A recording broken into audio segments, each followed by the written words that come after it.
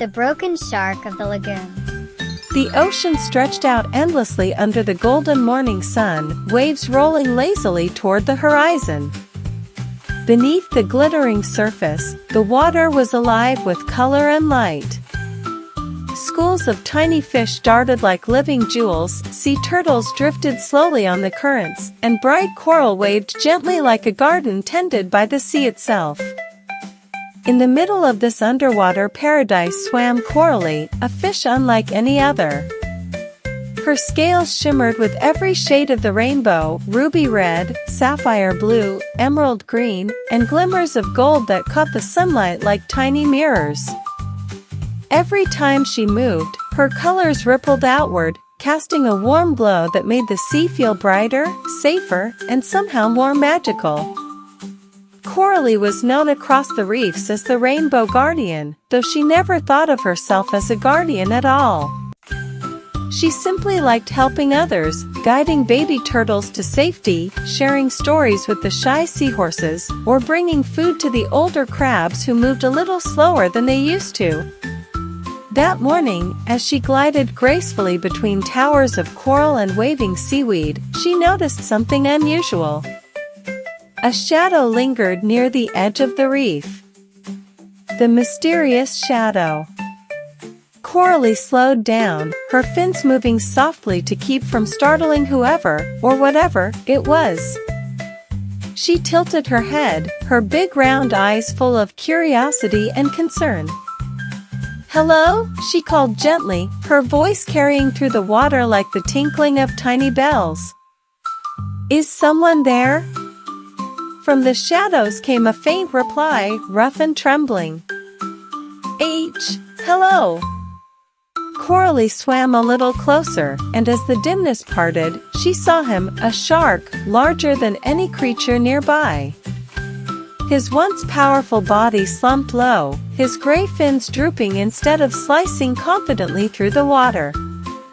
One of his fins, the top one that usually stood tall like a proud banner, was bent and scarred, evidence of a wound that hadn't fully healed. The shark's eyes, instead of gleaming with the fierceness everyone expected from his kind, looked tired and sad. "My name's Braden," he said after a long pause. His voice was deep but shaky, like a cave echoing after a storm. "I'm a broken shark. My fin got hurt when the storms crashed through last season. I can't swim fast anymore." And he lowered his gaze. "Everyone's afraid of me. Even when I try to explain, they just see teeth and swim away." Coralie's heart ached. She had heard stories about sharks, of course, hunters of the sea, feared by many, but this shark didn't look scary at all. He looked like someone carrying a heavy weight no one else could see. Kindness in the currents. "Oh, Braden," Coralie said softly, her voice warm as sunlight filtering through clear water. She swam closer, her rainbow scales casting ripples of color over the grayness surrounding him. "You're not scary. You're hurt. There's a big difference." Braden blinked at her, surprised. No one had spoken to him kindly in weeks, not since the storm. Coralie gave a small smile. "Sometimes," she continued, "when people don't understand us, they get afraid. But that doesn't mean we stop trying. It just means they need time to see who we really are." As she spoke, more creatures began to peek from their hiding spots. A pair of seahorses peeked from behind a fan of coral. A crab climbed halfway out of its shell, curious. Even the shy octopus in the corner stretched one tentacle forward, watching. The reef, once wary of the shadowy shark, was beginning to listen. A call for help. Coralie turned toward the open waters and called out, her voice carrying far. "Shelly! Bubbles! Melody! We need some help over here. Within minutes, 3 familiar friends arrived. Shelley, the wise old sea turtle, swam slowly but steadily, her shell painted with patterns of mossy green and gold. She had guided countless baby turtles to the surface over the years and always knew what to do in times of trouble. Bubbles, the tiny cleaner shrimp, zipped in next, his little legs moving so fast they were almost a blur. He loved helping creatures big and small by cleaning their shells, fins, or even teeth if they asked nicely. And then came Melody and Harmony, the twin dolphins, their sleek silver bodies darting through the water with acrobatic spins. They were rarely serious, always singing little songs as they swam, their voices bright and full of cheer. When they saw Braden, none of them ran. None of them hid. Instead, they gathered around, listening as Coralie explained the situation. "He's hurt," Coralie said simply. "And he's been alone for too long. Mending the broken." Together, the friends got to work. Shelley fetched long, soft strands of seaweed, weaving them into a bed where Braden could rest. Bubbles scuttled over his fins, carefully cleaning the wounds with the gentle precision only a cleaner shrimp possessed. The dolphin twins sang sweet, wordless songs, their melodies flowing through the water like liquid sunlight, lifting everyone's spirits. Braden lay there quietly, hardly believing what was happening. No one had come this close to him since the storm, not without fear in their eyes. Why are you helping me?" he asked finally, his voice rough with emotion. Coralie floated beside him, her colors glowing softly in the dim reef light. "Because everyone needs help sometimes," she said simply. "And because you deserve friends just like anyone else." Braden swallowed hard, or at least made the closest sound a shark could to swallowing. "No one's ever said that to me before," he admitted. "Thank you." The gift of courage. When Braden's wounds were cleaned and wrapped in soft seaweed, Coralie did something that made the whole reef fall silent. She plucked one of her shining rainbow scales, a rare, precious thing, for she did not give them away lightly, and held it out to Braden. The scale shimmered with colors that seemed to hold pieces of sunrise, sunset, and starlight all at once. "This," Coralie said, placing the scale gently beside him, "is for courage. You were brave enough to ask for help. That makes you shine brighter than you know." The glow from the scale spread slowly across the water, wrapping Braden in warmth. He felt it deep inside, not just in his body, but in his heart. A new beginning. Days passed. Braden grew stronger, his wounds healing under the care of his new friends. At first, some sea creatures kept their distance, unsure what to make of a shark resting in their reef. But soon, they began to notice the change in him, the way he laughed at the dolphins' songs, the way he thanked Bubbles after each careful cleaning, the way he never took more fish than he needed for food. One afternoon, the dolphins invited him to play tag. To everyone's surprise, Braden joined in, chasing and darting as best he could with his still healing fin. Laughter bubbled through the water, bright and contagious. Even the shy octopus joined the game, squirting ink trails that made everyone giggle and cough. "I may have been broken once," Braden said softly that evening, resting beside Coralie under the gentle glow of lantern-like jellyfish, "but now I feel whole again. Because I have friends who care." The legend of the Rainbow Guardian. From that day forward, Braden was known not for his size or his teeth, but for his gentle heart. The reef accepted him as one of their own. He helped guide lost fish through dark waters, protected the tiny seahorse nests from danger, and taught the young dolphins how to swim in deeper currents without fear. And Coralie? Her kindness became a legend told by every wave, every current, every tide that passed through luminous lagoon. Mothers told it to their children at bedtime. Elder turtles shared it with hatchlings before their first swim to the surface. It was a story of bravery, friendship, and how a single act of kindness could change the darkest of lives. So, little one, the ocean seemed to whisper as the moon rose high above the water, always remember, kindness can heal even the biggest, toughest hearts. And with that, the sea settled into gentle sleep, its dreams sparkling like rainbow scales beneath the stars. The Braveheart of the Moonlit Wraith. The ocean stretched endlessly beneath a velvet sky, its surface painted in silver by the glow of a watching moon. Far below, where coral towers rose like underwater castles, the reef pulsed with soft light and gentle music, the song of distant whales, the faint hiss of shifting sand, the steady thrum of waves rolling above. Among this beauty swam a young shark named Kai.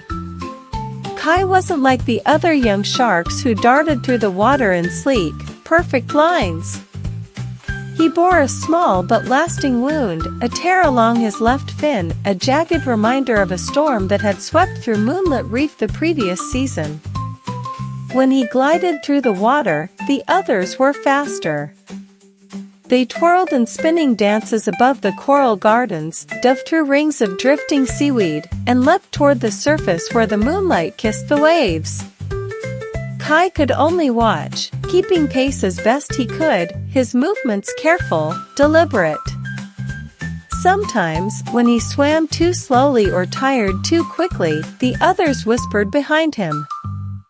"The broken shark," they murmured, their voices floating like bubbles through the water. Kai pretended not to hear.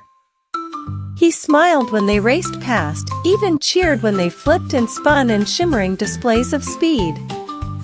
But deep inside, a quiet wish bloomed, one he never spoke aloud. If only I could swim like them. Just once. Yet each time he tried, pain flashed through his injured fin, sharp as splintered shells. And so, most evenings, Kai simply drifted along the reef's edge, watching the sun sink low. He loved this time of day when the water turned gold, then rose, then deep blue as night slowly claimed the sea. The cry for help. One such evening, as the sun dipped below the horizon and the world slipped into twilight, a sound split the calm. "Help! Help, please!" The voice was small but desperate, carrying through the water like a trembling song. Kai turned sharply, scanning the reef. From between two coral towers darted a tiny striped fish, eyes wide with panic. "Someone, please," the little one cried. "My brother, he's stuck. He can't get out." Several reef fish froze where they hovered. A few turtles paused mid-swim, heads tilting. But no one moved forward. The cave where the little fish pointed loomed dark and narrow, its mouth twisting inward like a waiting throat. Kai felt his heart pound, each beat echoing in his ears like the thud of distant drums. He looked toward the others, the strong, fast sharks who had never stumbled in their graceful swims. Surely one of them would help. Surely one of them would be braver, quicker, stronger? But none moved. Kai's injured fin throbbed gently, a reminder of his limits. He hesitated, the weight of the reef's silence pressing in. Then he took a slow, deep breath, letting the cool water steady him. "I'll go," he said, voice quiet but steady. The striped fish's eyes widened with hope. "You will?" Kai nodded once, then turned toward the cave.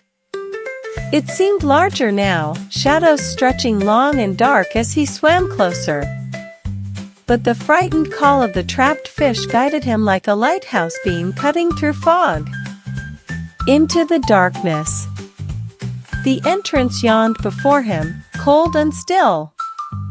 He peered inside and saw the faint flicker of tiny fins, trembling beneath a tangle of sharp coral.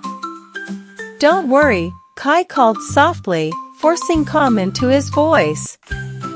"I'm coming."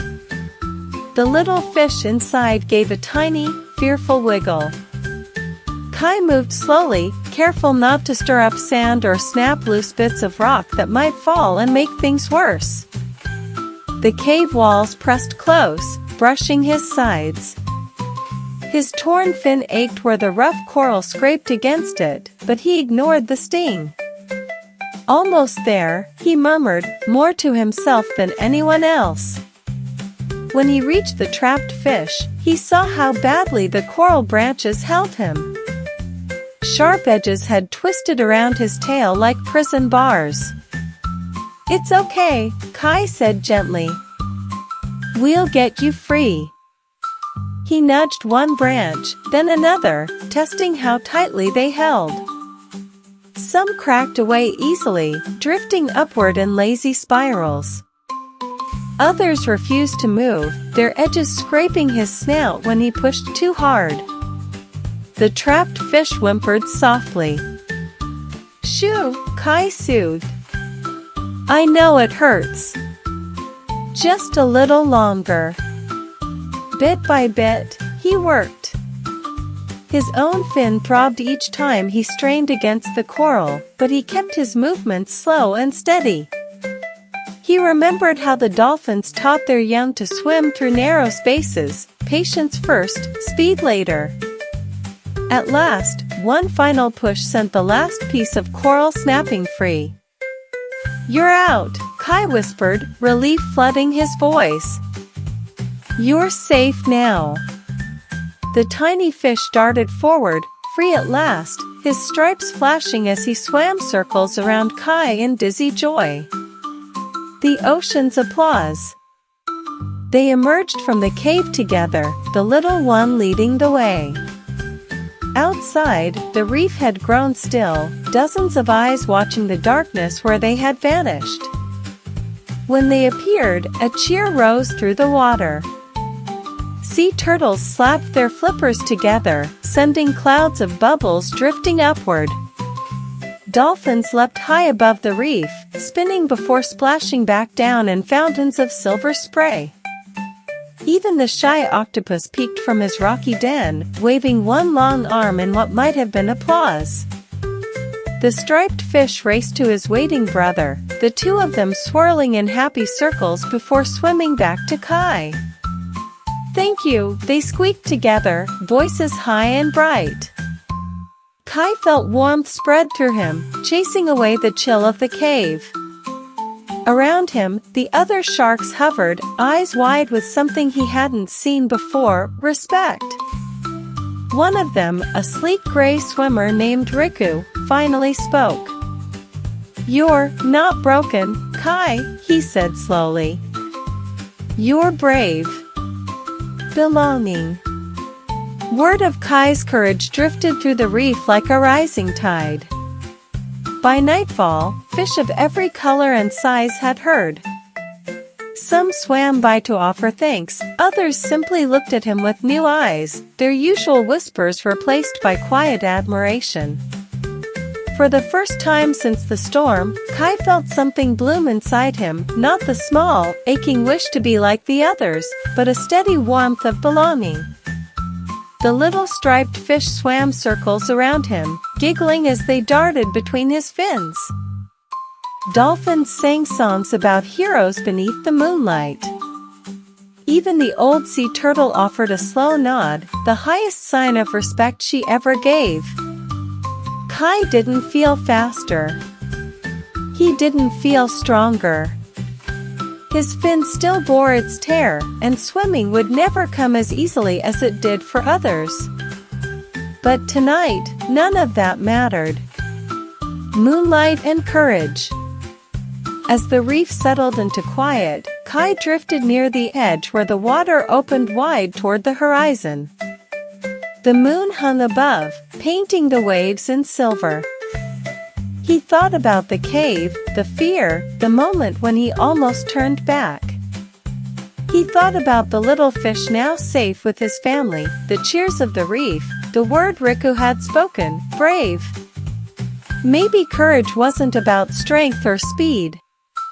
Maybe it was about swimming forward even when your fin ached, even when the cave looked too dark, even when part of you wanted to hide.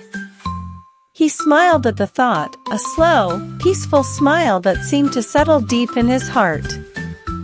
As the waves rocked gently above, Kai closed his eyes, letting the ocean's lullaby carry him toward sleep. He wasn't the fastest.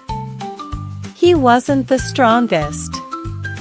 But tonight, under the watching stars, he knew he was braver than he had ever realized. And somewhere, in the hush of the water, a soft voice seemed to whisper, "Sleep now, little dreamer. Your heart is full of magic."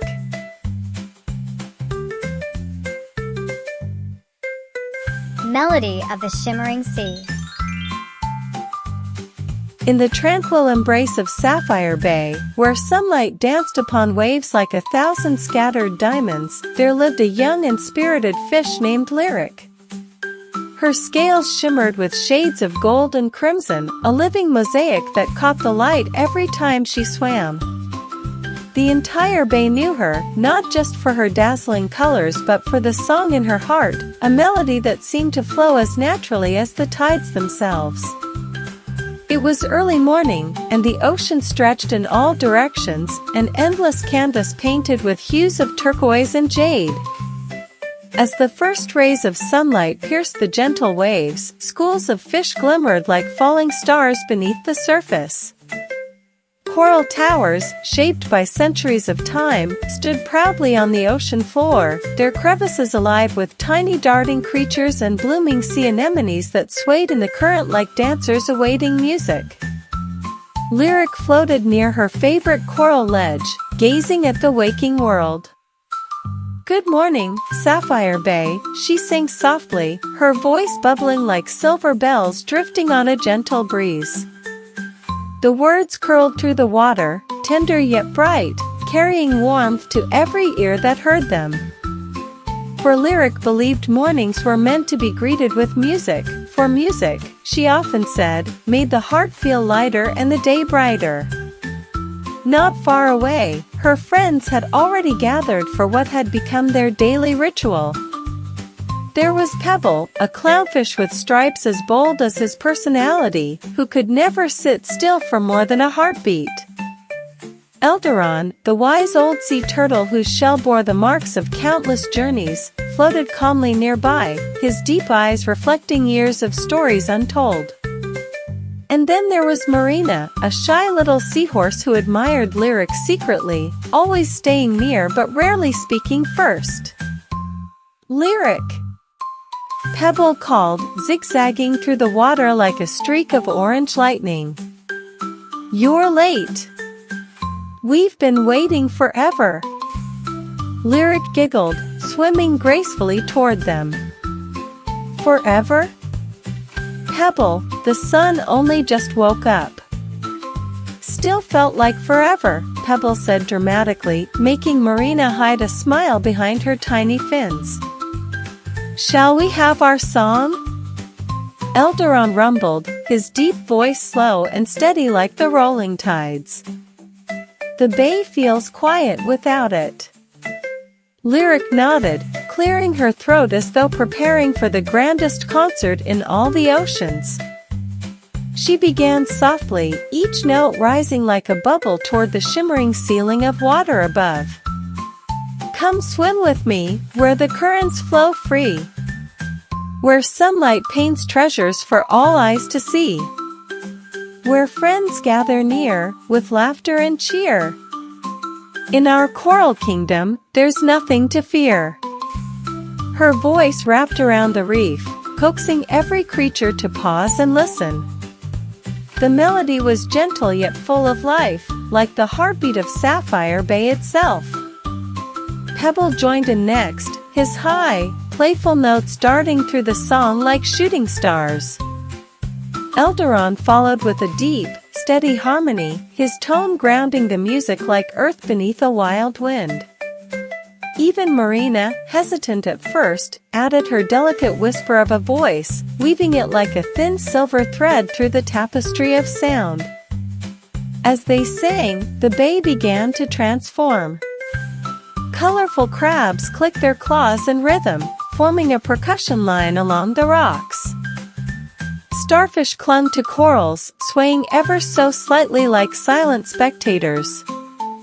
A family of dolphins, passing by, paused to add their chirps and whistles, blending seamlessly into the growing symphony.